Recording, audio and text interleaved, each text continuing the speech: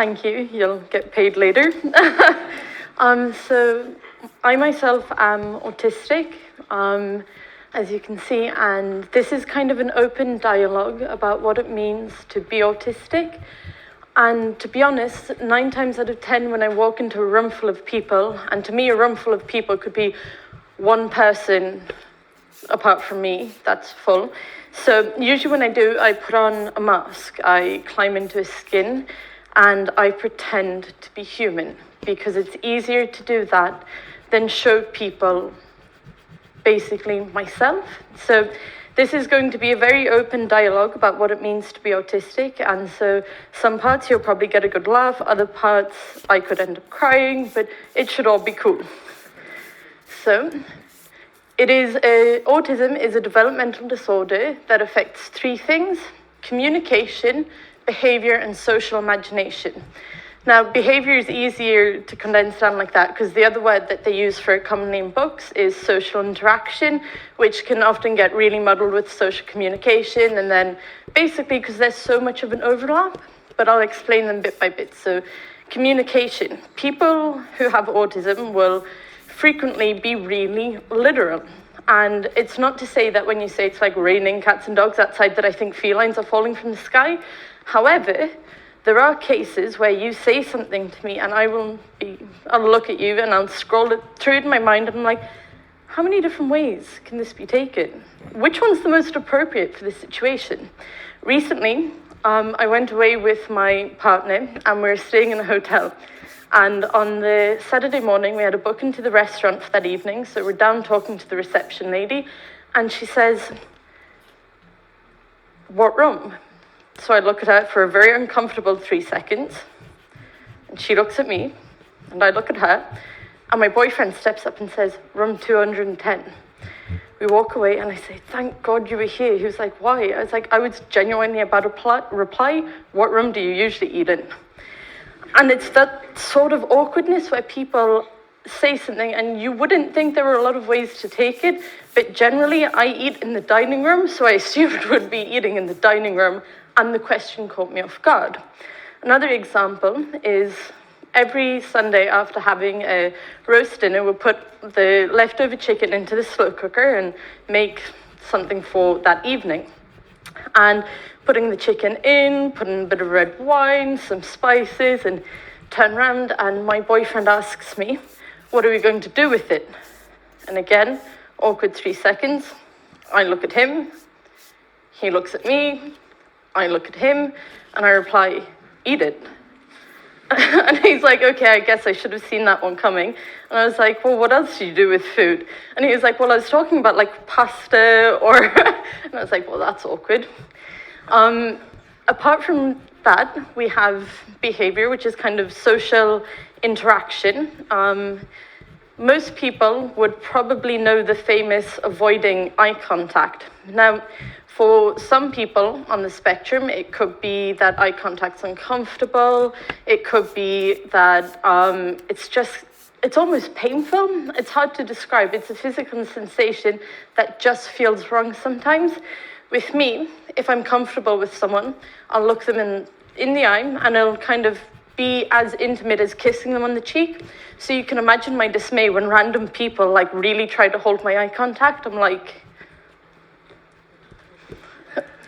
and they don't understand it. They're like, but why can't you just look me in the eye? I mean, what's wrong with you? And I'm kind of like, it's not what's wrong with me. Trust me. And they find that hard to understand. The other things that fall into the category of behavior is intense interests. And some of them are lifelong. So from about the age of 10, I've been writing poetry. And I don't mean like relax, sort of chill. Every now and again, I grab a pen and paper. I mean, on my laptop, I've got like 1,500 poems, and they're not stopping. So that's going to be a bit of an issue eventually, but we'll ignore that. But other ones are kind of passing. So while I was in my second last year of uni, we were studying about rights-based law, and I decided it was a great idea to read all of the Nuremberg trial transcripts. And I'm not talking like a little bit like bedtime reading. I literally read them all of the Goring transcripts. And luckily, my law lecturer, who wrote my reference for my master's actually, put down, yeah, she really goes above and beyond the extra recommended reading. And, you know, let's put a positive spin on it. Really, I spent 6 weeks reading these and it had nothing to do with the exam. So again, kind of awkward. And people expect you to have a flexibility. So I can talk for hours about things that I'm interested in, but that's not really what's expected in life. People think that you should be able to make idle chit-chat about the weather and the TV. So my attempts at that usually go, oh, the weather, we're having lots of it. And people are like, wow, you're certainly Sherlock Holmes. And I'm like, well, actually more than you know. And then the last one is social imagination, which is the ability to predict what's coming next. And I don't mean that we lack in any way of the form imagination, because we're writers, we're poets, we're scientists. We have these absolutely incredible minds and we do wonderful things with them. It means that in a conversation, I genuinely won't know what's coming next. You could stand in front of me and we could be talking about one thing, and to the rest of the world, it might be really obvious what's coming next, but I'll end up surprised. It doesn't matter what it is. It doesn't matter if it is the most obvious lead up to anything. I won't see it coming, and part of that is that I struggle to read body language. Your faces all look the same to me, no offense, which means that you could be standing there getting aggressive, you could be getting really, really angry with me, and I'll be like, oh yeah, hi. Which means that when you punch me, I did not see that coming. Other people can kind of see the build-up. They're like, oh, you know, this person's getting kind of aggressive. I should back off. I should do this. I kind of stand there oblivious and say, so, the weather. People find that infuriating, it turns out. So, its prevalence is roughly 1 in 100 when including both men and women. Its increase is phenomenal, and there's lots of theories about whether that's just better diagnosis, whether it's actually increasing. Now, the gender differences is interesting because people usually associate it with men, the Sheldon Cooper thing. So a lot of the time when I tell people that, you know, I'm autistic, they're like, but you're a woman. And I'm like, thanks for noticing. People don't typically expect women to have autism. And part of the problem is that when they were actually marking down the symptoms, they were like, hey, let's only study men because that's a good idea, which means that the way that women on the spectrum present is actually pretty different to the way men on the spectrum present. So they kind of fly under the radar. It's meant to be 4 men to every woman. But actually, when you start uncovering it, and if you change the diagnosis criteria to fit the way that women present, it's closer to 1-on-1, which means that women aren't being diagnosed at an appropriate age. They usually get diagnosed in their 30s. Now think of that when boys usually get diagnosed before the age of 8. That's a 22-year difference. That is a lot. That is a young person's lifetime. That means that there's no early intervention. That means that there's no extra help. It's just women struggling to get by, which is kind of really sad. So I'm going to show you some very scary numbers. And personally, this is where I have a huge problem. So in the non-autistic community up there, you can see with anxiety disorders, that little red slice, and without the anxiety disorders, that great big yellow piece. In the autistic community, the red is the number of people who suffer from anxiety, and the yellow is without. And I suppose you don't need to be Sherlock Holmes to notice the difference. We can place spot the difference, but I'm fairly sure we all get it, just guessing. That's a huge difference. That's actually kind of shocking. I mean, that's diagnosed anxiety disorder. So we're not talking just general anxiety, we're talking diagnosable within the DSM.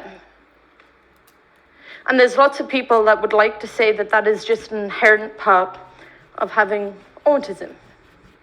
You're autistic, therefore you're anxious. As if it's part and parcel, as if everything in my DNA that makes me autistic makes me anxious.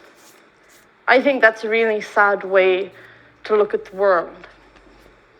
But I guess that's how they're looking at it right now. And there's a lot of talk in the community about how it is the person with autism, the autistic person's fault, because they don't fit in, therefore it is their fault when they become anxious. Now, one of the key areas of autism is this sensory overload, which means that we can't stop processing information when we should, which means that all the time I pick up visual cues, auditory cues, everything all at once, which means that yes, the world is overwhelming, and sometimes I kind of want to put on my noise cancelling headphones and not see anyone ever. I don't do that, of course, otherwise I wouldn't be here. But yeah, you can understand why some anxiety would be attached to that. But can you really blame that for almost half of the autistic population having diagnosable anxiety? Some more very scary numbers. Depression. 25% in the non-autistic community, some point over their life, will have a form or a bout of depression. Pretty sad numbers. There's the autistic community. You're looking at almost 3/4 of the community ending up with depression. And again, it's this idea that sadness is woven into our DNA, as if we are no more than this autism, and so we're born to end up depressed. And I think that that is a sad way to look at the world, and I think anyone in here would. And we can continue to say that it's part of the genes, but I offer a different explanation, which I'll get onto. There's some scary numbers actually that I didn't put on the board because it would mean accepting them as reality. Those numbers are that 64% of people with autism have suicidal thoughts. 64%. Think about that for a minute, because it would be like 1 in 3 none, and it would be 2/3 of the audience who end up feeling suicidal. And of that, before the age of 17, 17% of people with autism will attempt suicide. That's horrific. And I didn't put them on the board actually because it would mean accepting them as reality, and I can't do that because I've got too many friends and too many family members who are also autistic. And it would be like standing them in a row and saying that one of them is going to be lost. Now, those numbers are terrifying, and here's where I put it down to. Discrimination against autistic persons is the rule rather than the exception. And that's a UN rights expert, so think about that for a minute. In my small lifetime, 23 years, I have faced some pretty horrible experiences in where I tell someone that I have autism, that I'm autistic, and I get met with varying responses. Some of them are pleasant, some of them are surprised. The majority of them are, but you're a little bit too pretty to have autism. Some of them are, oh good God, I'm so sorry, that must be horrendous. And I'm like, I never thought of it like that, but okay. Some of them are lacking. They're like, oh, but you can't actually be autistic. And that's the problem. You can tell someone that you're autistic, but chances are, if you talk, they're not going to believe you. Which brings me to the scale. There's a high-functioning autistic individual and a low functioning. And we in the community actually hate this language because it narrows people down. Because I started talking by a certain age, I am classed as high functioning. If I had waited a few more months before developing an attitude, I would be classed as low functioning. The funny thing is, it's the different sides that people see to me. I've been on 3 different types of medication for anxiety. I have frequent autistic meltdowns where I rock backwards and forwards, pick at my skin, head bang, and nod in the music sense of the word, where I would be described as low functioning. And no one sees that part of me because I keep it to those closest. The rest of the world sees a bright girl who they describe as having a bright future, which means that they think that I don't struggle. 42% of people with autism, if they end up getting a job, will be fired because they cannot socially fit in. They can do the job, that's fine, but they can't socially fit in. And bear in mind, that number is within 18% of people who actually get employed. Because if you have autism, if you are autistic, despite it just meaning that you look at the world a little bit differently, that's the chance you have of being employed in the first place. Less than 1 in 5 people on the spectrum end up in full-time employment. And then we wonder why, when we go back, you've got that. I mean, it's kind of common sense, you'd think.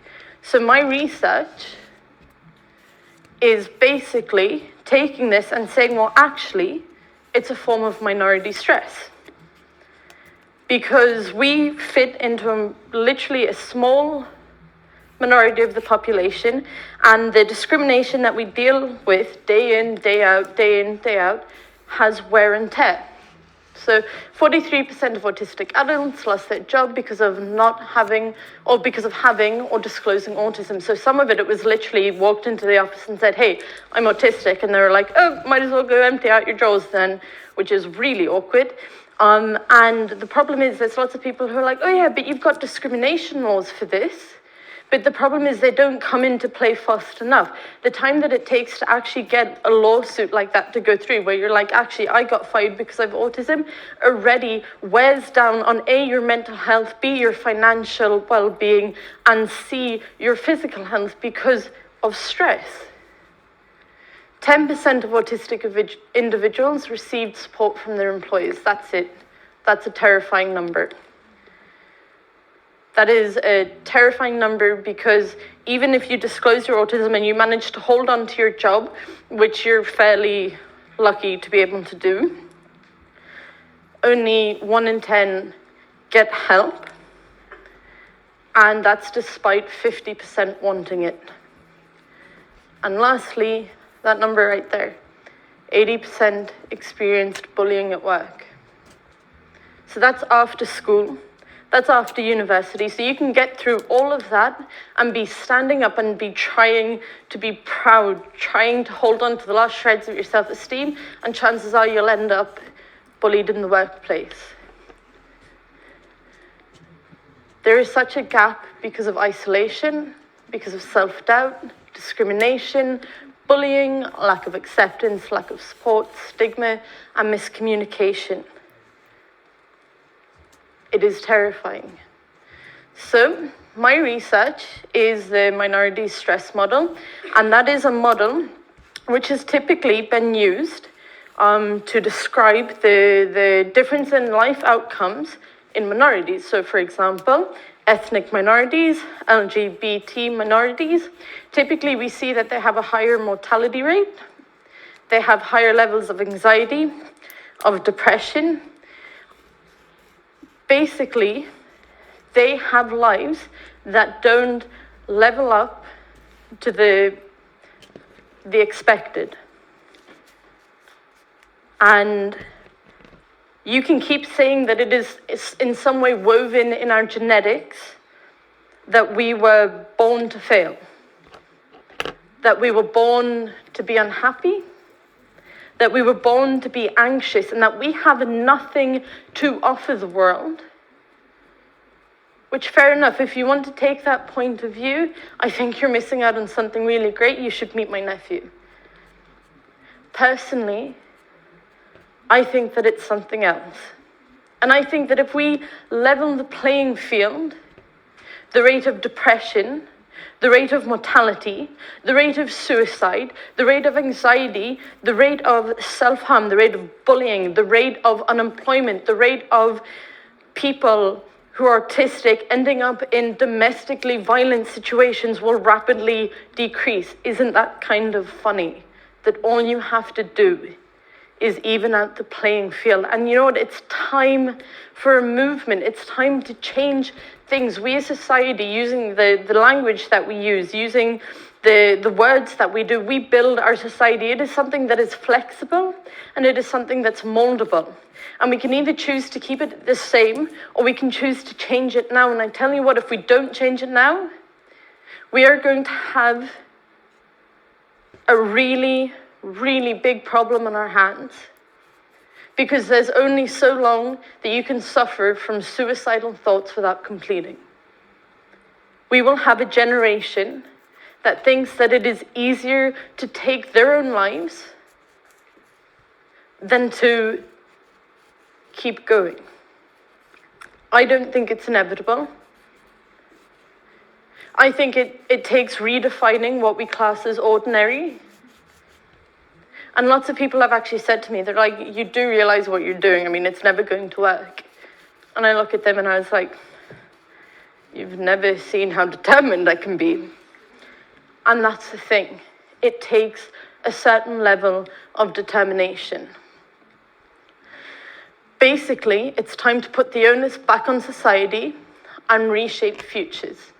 So what autistic people want you to know, and this is from people all over the world, this isn't just coming from me.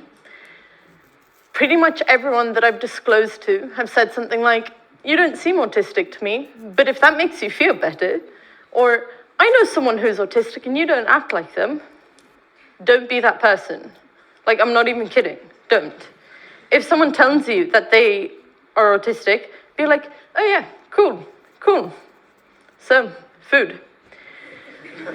You don't have to make a big deal about it and you don't have to compare them. That's like saying, yeah, you've got brown hair, but you don't look like my friend who also has brown hair. Wonder why. And that's the thing. I get met with that quite a bit, actually. It doesn't matter who I'm telling, whether it's someone that I work with, whether it's new friends. I say, you know, actually, I'm autistic. And they're like, but you don't act like Sheldon Cooper. I'm like, thank God for that. More. Being cured is not an option. We do our best, but we will never not be autistic. The most frustrating thing is that people want to accept that you think differently, but they still expect that one day you'll be fixed. That's kind of sad. In fact, actually, you might have noticed about a week ago that they managed to reverse autistic genetics in mice. I remember it really clearly because I read it and I was like, no, I'm fine, you know, scientific discovery, it's fine, because I myself love neuroscience, so I can understand the push for science. And actually, I was walking to collect a package, called my mum, burst into tears, and she said, what's wrong? And I was like, well, they've managed to reverse autism in mice. I think I'm too late. And she said, too late for what?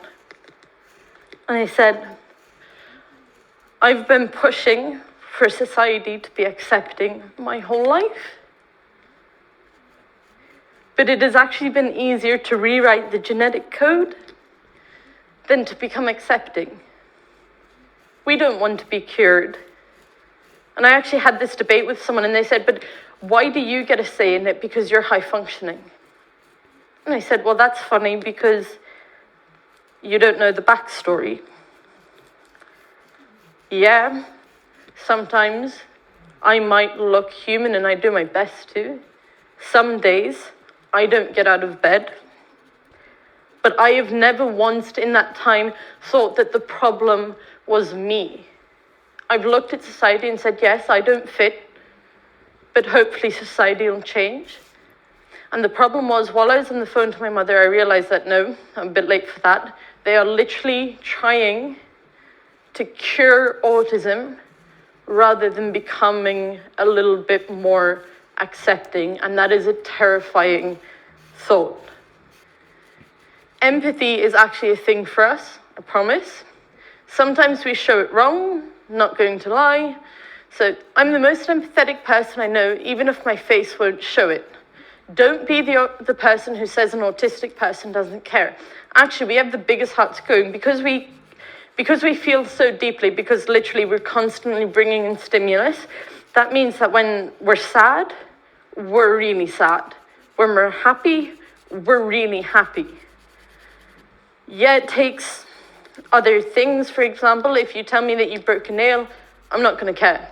I'm sorry. Like, there are worse things that are happening right now, and that's the thing. We're so busy looking at the bigger picture that with the small things, we're like, grow another one.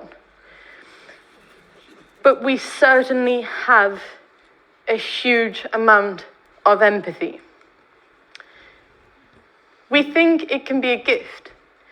It hurts our feelings when people talk about it like it's a disease or like it should be cured. I wish people would stop viewing it as such a negative thing. People often see us as something that needs to be fixed. Just because we don't fit into the definition of normal doesn't mean we aren't normal. We aren't broken. We are normal people. And I guess it's to us. Lots of people wouldn't consider me normal, but that's okay because they love me anyway. We are just a different type of person. Yeah, we don't like looking in the eye, and we do weird things sometimes. For example, like, I count my steps and I always try to finish on a nice even number, and even if that means I have to take the long way around, I will take the long way around, and if I have to walk in a bit of a circle, I'll walk in a bit of a circle. That doesn't mean that I should be erased from humanity. That's a little bit dramatic, I think. We don't want to be cured.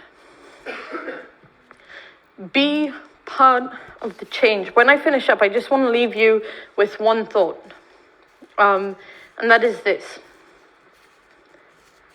I think my method of communication is pretty direct, as I imagine you guys do. When I was a kid, and we would have people over, and bear in mind this is from the stage that I could walk and talk. If I decided that, no, you'd been in my space long enough, I'd go get your bag and your keys and your jacket, walk up to you, put them in your hands and say, bye now. It was nice seeing you.